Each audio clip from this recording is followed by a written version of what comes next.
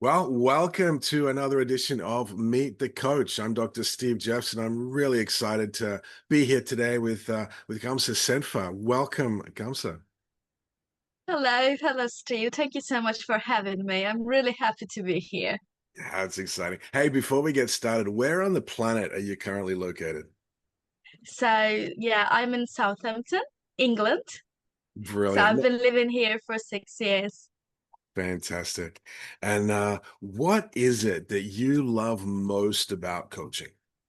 Okay, that's a lovely question to start with. What I love most about coaching is the moment when someone starts to recognize themselves again, I believe. So in my work, that often happens through English.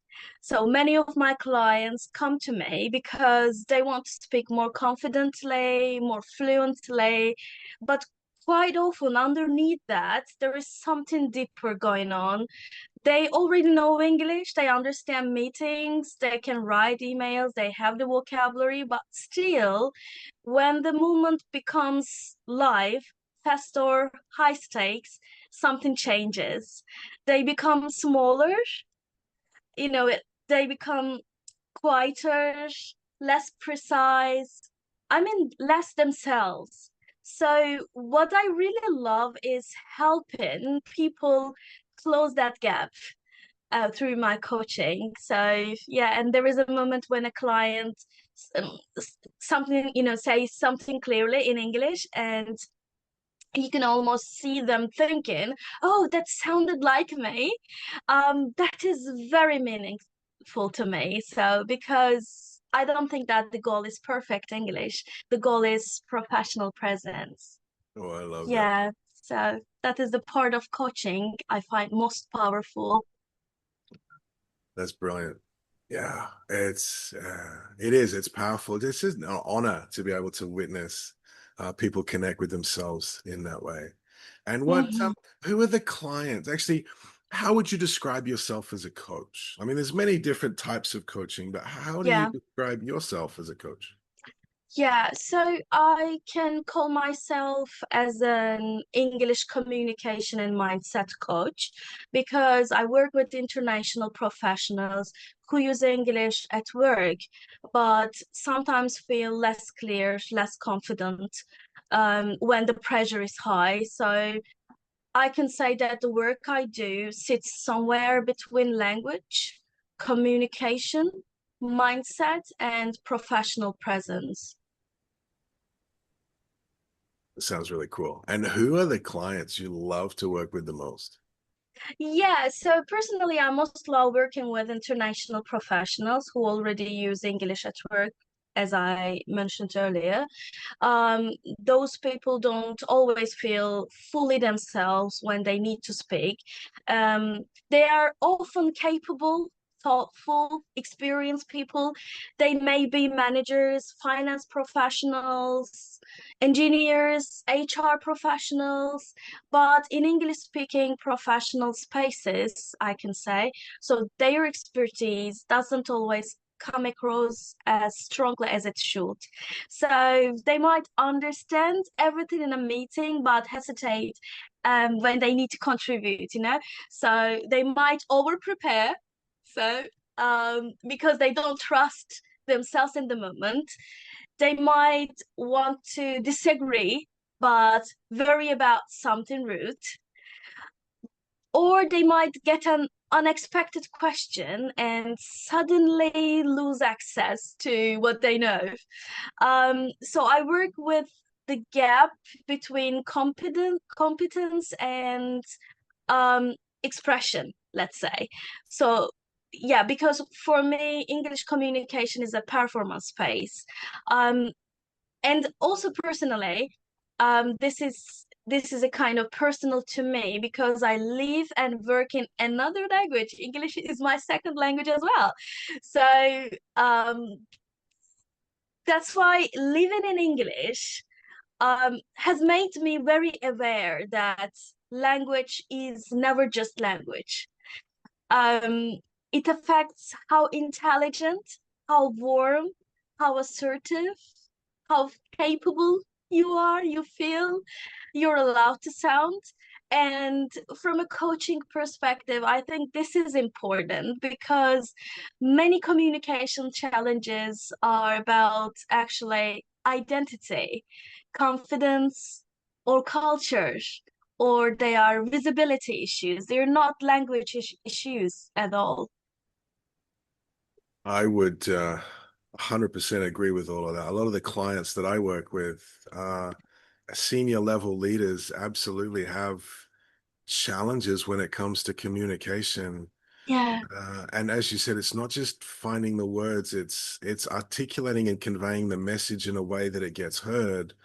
Hmm. Um, that really does, it really is impacted by the mindset, the perception, the Yeah. judgment of an interpretation of what's happening around, and then add second, third, fourth languages on top of that. Yeah. What a great opportunity to work with someone like you to help navigate that authentically. Yeah, and also I can feel for them because I'm such a person, I've been there, so I just through and found my English voice. This is what I call actually. So finding your English voice. So yeah, because everyone has their own voices, right? So in every languages. So yeah. Yeah.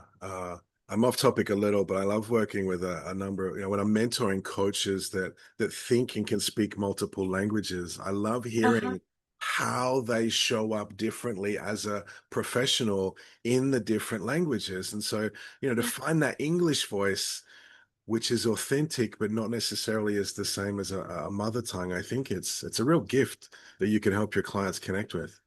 Hmm. Hmm. Yeah. Hopefully I'm useful. I love it. Hey, speaking of useful, a lot of us as coaches, we love books around Yeah. coaching, either for us to read or for, our clients to read. What are Mm. some of your favorite books around coaching? So that's an interesting question because the book that's come to my mind is not a traditional coaching book, I can say. One book that has influenced my thinking is The Culture Map by Aaron Mayer. Hmm. Have you ever? Yeah, I reckon you got it. it's on the bookshelf Okay. here somewhere. Yeah, you got it. Okay, okay. It has really shaped how I think about communication, especially in international professional environments.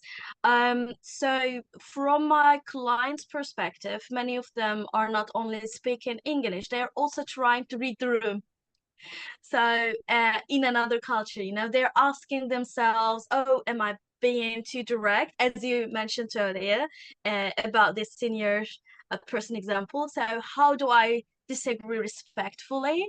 How do I sound professional without sounding unnatural? Um, but also, this book, I think this is very relevant for coaches too, because as coaches, we need to be careful not to assume. Don't you think so? So assume that a client's communication challenge is only personal or linguistic. So because sometimes it is cultural or relational. So although that book is not a coaching manual, I can define this way, but it is not, but it has definitely influenced the way I coach, I can say. I get it completely. Having worked internationally for the last 20 plus years, um, and even as an Australian moving to the UK with Hmm. very similar, I mean, Australia was, founded in many ways by the UK and by British culture. There's Hmm. similarities and there's differences, Yeah. and it is different.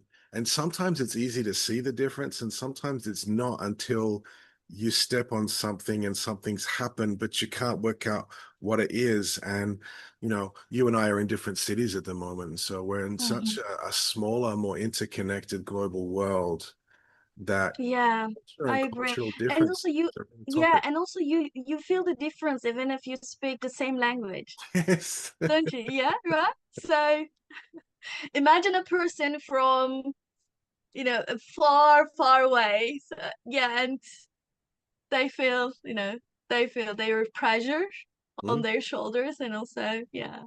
Yeah, absolutely. Oh, that's actually a really interesting book. I appreciate that being added in. Mhm.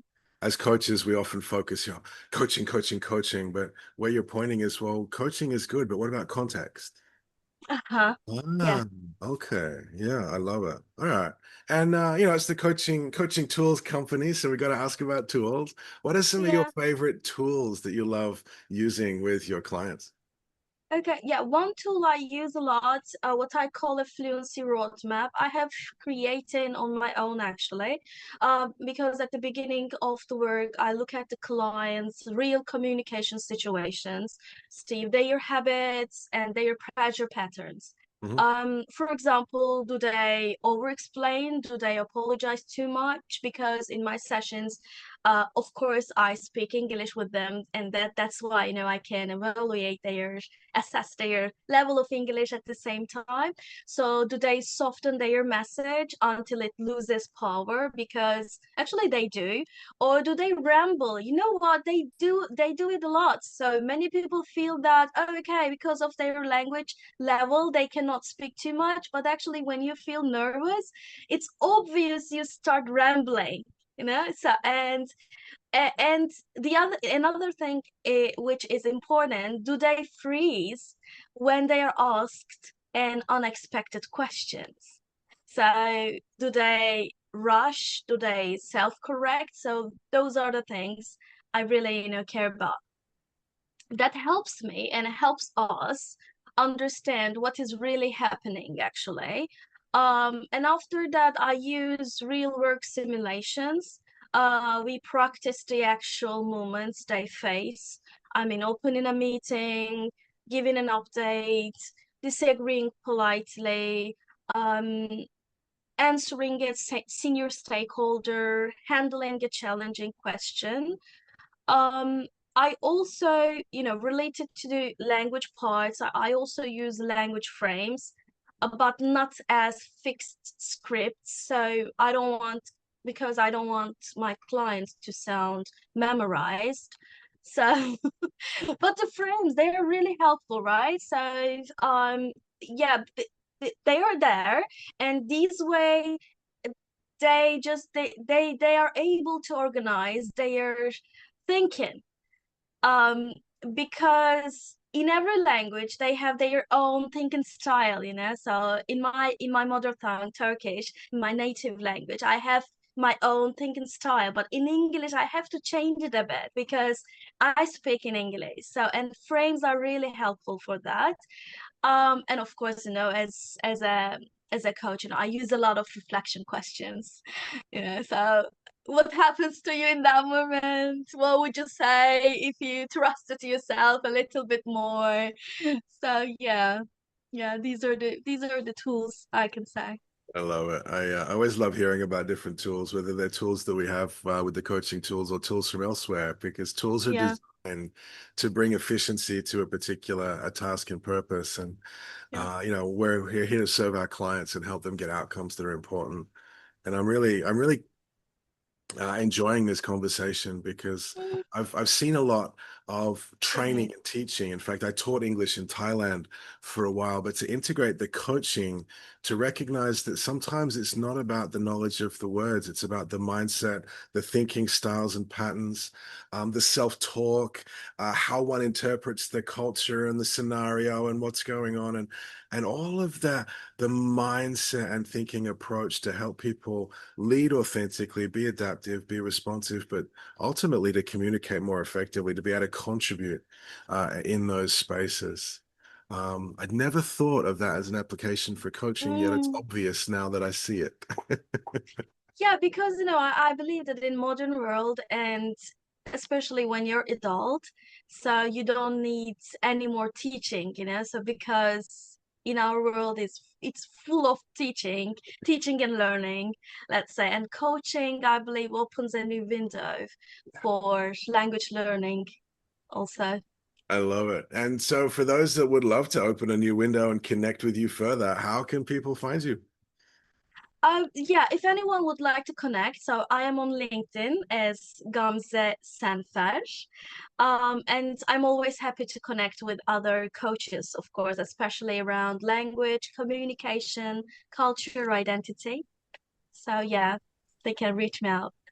Fantastic. Well, thank you there for that. People reach out, ask the questions. Of course, if you're in the community, you can ask questions there as well. Sure. Kamsa, it's been a pleasure to connect with you and to see a whole new perspective on this amazing profession of coaching that we have. Thank you so much. Yeah, thank you. Thank you so much for having me. I really enjoyed speaking with you, Steve.